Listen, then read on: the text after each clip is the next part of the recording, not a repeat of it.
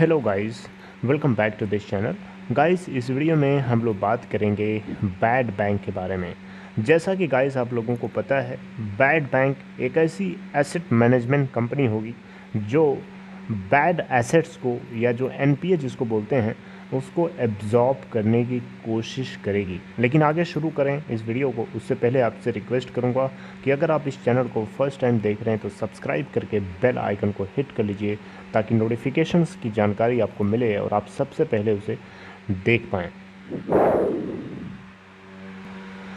तो गाइस, जैसा कि आप लोगों को पता है, भारत सरकार फाइनेंस मिनिस्ट्री की तरफ से बजट को पेश करते समय ये बिल्कुल साफ साफ किया गया था कि 1.75 लाख करोड़ के डिसइन्वेस्टमेंट टारगेट को पूरा करने के लिए 2 पब्लिक सेक्टर बैंक्स को ये प्राइवेटाइज़ करेंगे और एक इंश्योरेंस कंपनी को प्राइवेटाइज़ करेंगे।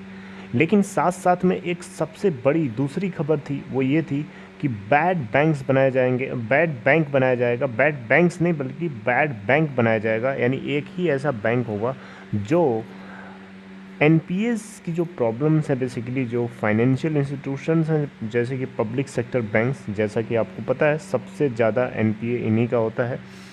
तो इस प्रॉब्लम को सॉर्ट आउट करने के लिए ये बल्कि भारत सरकार की तरफ से एक तरीके का स्टेप है। तो यहाँ पे बेसिकली क्या है कि अब क्वेश्चन उठता है दिमाग में कि बैड बैंक को कौन ओन करेगा, यानी कौन उसका मालिक होगा, राइट। तो यहाँ पे आप लोगों के साथ यही हम लोग डिस्कस करेंगे इस वीडियो के अंदर कि बैड बैंक कौन ओन कर सकता है, यानी उसका मालिक या उसके मेजॉरिटी स्टेक होल्डिंग किसके पास हो सकती है। तो गाइज, यहाँ पे एग्जैक्टली किसी भी इस न्यूज़ का फाइनेंस मिनिस्ट्री की तरफ से या फिर भारत सरकार या रिजर्व बैंक ऑफ इंडिया की तरफ से किसी भी तरीके की इस बात को लेकर के इस क्लियरेंस नहीं हुआ है कि बैड बैंक को कौन ओन करेगा।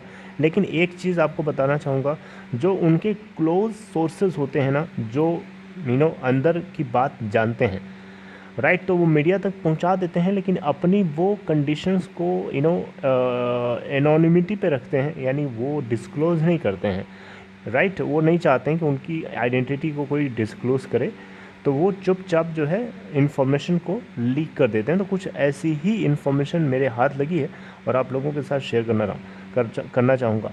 तो आप देख सकते हैं यहाँ पे, आप देखें यहाँ पे तो आपको समझ में आएगा। प्राइवेट प्लेयर्स में own 51% stake in proposed bad bank, यानी जो बैड बैंक बनाया जाएगा उसके अंदर प्राइवेट प्लेयर्स जो होंगे, प्राइवेट एंटिटीज़ जो होंगी या प्राइवेट बैंक्स जो हो सकते हैं, बेसिकली प्राइवेट बैंक्स की ही बात करी जा रही है, वो इसके अंदर मेजॉरिटी स्टेक ओन कर सकते हैं। मेजॉरिटी का मतलब होता है 50% से ज़्यादा।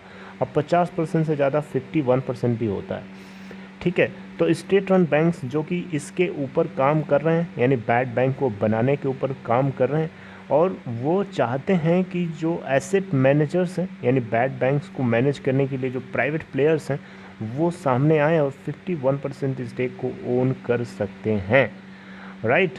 तो यहाँ पे पब्लिक सेक्टर बैंक्स जो है 49% स्टेक ओन कर सकता है इस बैड बैंक के अंदर, राइट। तो मिनिस्ट्री की तरफ से इसको फाइनलाइज किया जाएगा, लेकिन अभी इसके ऊपर कोई फाइनल ऑफिशियल अपडेट नहीं है। लेकिन ये एक इंटरनल टॉक्स का कंक्लूजन है जो आप लोगों के साथ शेयर कर रहा हूँ।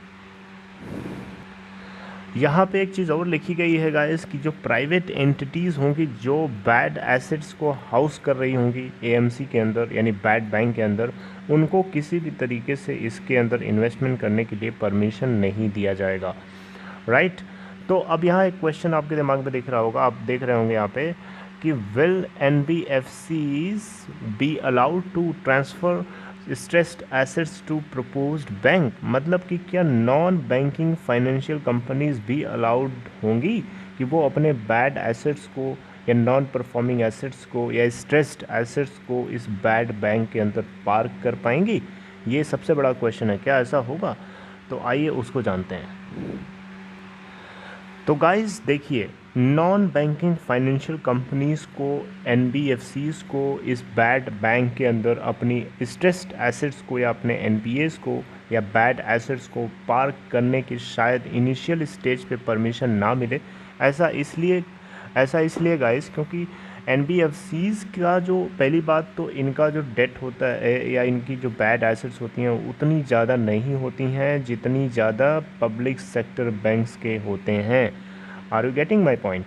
यानी पब्लिक सेक्टर बैंक्स का जो एनपीए होता है वो बहुत ज़्यादा होता है in compare to private sector banks या प्राइवेट सेक्टर एंटिटीज़ जो फाइनेंशियल इंस्टीट्यूशंस होती हैं जिनको हम नॉन बैंकिंग फाइनेंशियल कंपनीज बोलते हैं, एनबीएफसीज़।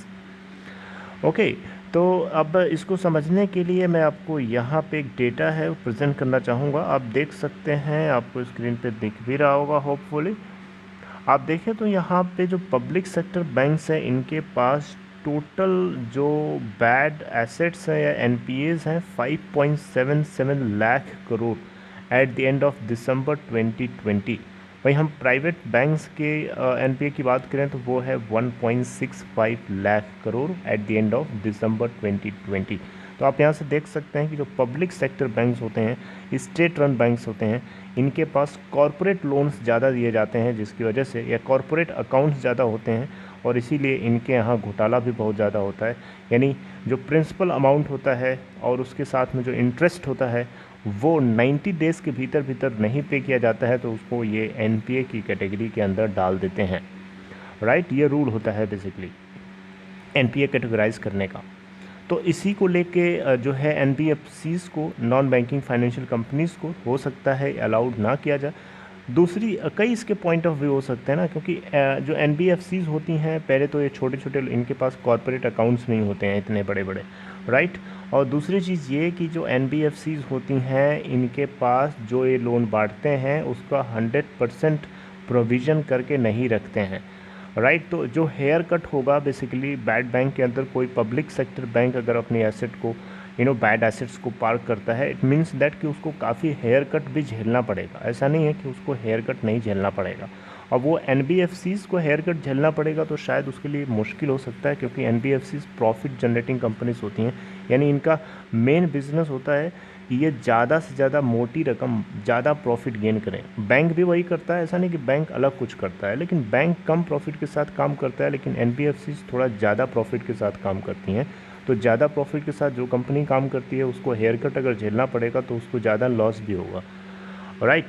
तो इसीलिए एनबीएफसीज़ को इनिशियल स्टेज में तो मुश्किल है, क्योंकि 100% प्रोविज़न नहीं होता है इनका, जो स्टिकी एसेट्स होती हैं यानी बैड एसेट्स होती हैं, राइट। तो इसीलिए इनको हो सकता है इनिशियल स्टेज पे रोका जाए और धीरे धीरे अगर इनको इसके ऊपर जो है प्रपोज़ल किया जाएगा, अगर ये बैड एसेट्स को पार्क कर सकते हैं बैड बैंक के अंदर, तो अभी वो बाद की बात है, ऐसा होगा या नहीं होगा दैट इज़ डिफरेंट थिंग। लेकिन ये बात जो है कुछ कुछ एनालिस्ट्स की तरफ से ऐसा बताया जा रहा है कि ऐसा हो सकता है। तो आई होप आपको अब क्लियर हो गया होगा कि एनबीएफसीज़ को क्या अलाउ किया जाएगा कि वो बैड बैंक्स के अंदर अपनी स्ट्रेस्ड एसेट्स को या नॉन परफॉर्मिंग एसेट्स को या स्टिकी एसेट्स को पार्क कर पाएंगी। I hope it is clear. Okay guys, तो आगे बढ़ते हैं। आगे इसमें यही चीज़ जो है थोड़ा सा इसको और कुछ पॉइंट्स एक्सप्लेन किया गया है।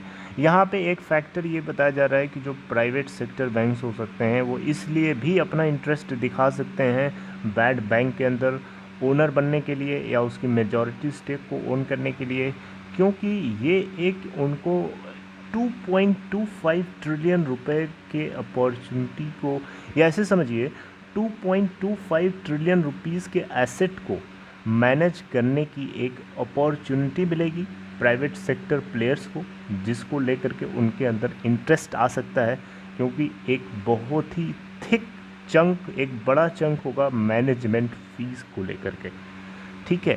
तो जो लेंडर्स हैं इसके ऊपर जो है डिस्कस कर रहे हैं कि क्वांटम ऑफ मैनेजमेंट फ़ी कितना हो सकता है, ठीक है, इन एसेट मैनेजर्स के लिए जिनको एंटाइटल्ड किया जाएगा, ठीक है। तो इसके ऊपर काम चल रहा है। आपको मैंने बताया था कि जो नेक्स्ट फिस्कल ईयर शुरू हो रहा है उसके शुरुआती में ही बैड बैंक्स की जो एस्टेब्लिशमेंट है वो शुरू हो जाएगा। तो लेंडर्स इसके ऊपर अपना काम पहले से चालू कर चुके हैं, और आपको मैंने बताया था कि कुछ लेंडर्स, आई थिंक 6 लेंडर्स और 6 पब्लिक सेक्टर लेंडर्स और 3 प्राइवेट सेक्टर लेंडर्स और 2 कुछ ऐसी कंपनीज थी जो पब्लिक सेक्टर कंपनीज थी जो बैंकिंग सेक्टर से अलग थी, वो 7,000 करोड़ रुपीज़ तक जो है बैड बैंक्स के अंदर इन्फ्यूज़ करेंगी। मैंने आपको एक अपडेट किया था एक वीडियो के जरिए। ओके, तो यहाँ पे अगर आप देखें तो जो एसेट मैनेजमेंट कंपनी होगी, यानी जो बैड बैंक होगा, उसके अंदर जो प्राइवेट सेक्टर होंगे उनके होने से एक फ्लेक्सिबिलिटी मिलेगी ताकि एक डिसीजन मेकिंग फास्ट हो सके, और किसी भी तरीके के सेंट्रल ब्यूरो ऑफ इन्वेस्टिगेशन यानी CBI, और इसके अलावा controller auditor general of India यानी CAG, और इसके अलावा एक और है सेंट्रल विजिलेंस कमीशन CVC, इन तीनों की दखल अंदाजी से बचा जा सके। I am saying here that कि इन तीनों का इन्वॉल्वमेंट ना हो इसके अंदर, इस बात की इंश्योर करना होगा। ये पब्लिक सेक्टर बैंक्स के लिए मुश्किल होगा, लेकिन प्राइवेट सेक्टर बैंक्स इसको मेक श्योर कर सकते हैं कि वो इन तीनों का इन्वॉल्वमेंट ना रहे तो ज़्यादा सही है, राइट। तो यहाँ पे जो इस बैड बैंक की इस्टेब्लिशमेंट है बहुत जल्दी ही शुरू हो सकती है। करंट फिजिकल ईयर के एंड होने में कुछ ही दिन बचे हैं, एंड देन जो ARC या AMC जो हम जिसको बोलते हैं बैड बैंक, वो शुरू होगा। तो गाइस, इसका ओनर अब आपको मैंने बता दिया कि आपको पता चल गया होगा कि ओनर कौन हो सकता है, लेकिन इसके ऊपर ऑफिशियली अपडेट जो है सरकार की तरफ से किया जाएगा। लेकिन उनके क्लोज सोर्सेज के अकॉर्डिंग ये बातें लीक हुई हैं जिसको मैं आप तक पहुंचा रहा हूं। So I hope you got whole point regarding this. Guys, if you like this content, please give a thumbs up, and if you are interested to open Demat All Trading account, there is a link in description box of this video. Click on that link to open an account in Upstox. See you next time. Take care of yourself.